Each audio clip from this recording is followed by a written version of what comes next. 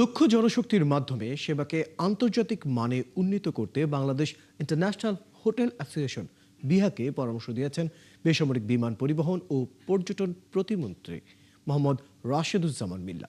তিনি বলেন, এতে দেশের পর্যটন খাত বিকাশের পাশাপাশি অর্থনীতিতেও যোগ হবে বৈদেশিক মুদ্রা। রাতে বিহার 2026-28 বছরের নবনির্বাচিত কমিটির কাছে দায়িত্ব হস্তান্তর অনুষ্ঠানে তিনি এসব কথা বলেন।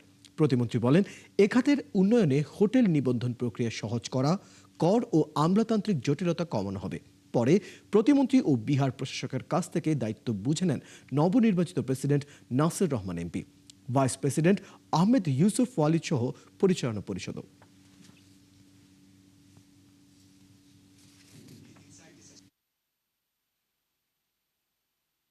Bihar can play an important role in improving. দক্ষ জনশক্তি দিয়ে আপনারা হোটেল সেবা আন্তর্জাতিক মানের করুন, বিদেশিদের কাছে পর্যটনকে তুলে ধরুন। এতে দেশের অর্থনীতিতে বৈদেশিক মুদ্রা যোগ হবে, যা কর্মসংস্থান তৈরিতেও ভূমিকা রাখবে। মাননীয় প্রধানমন্ত্রী পর্যটন খাতকে গুরুত্ব সহকারে দেখছেন।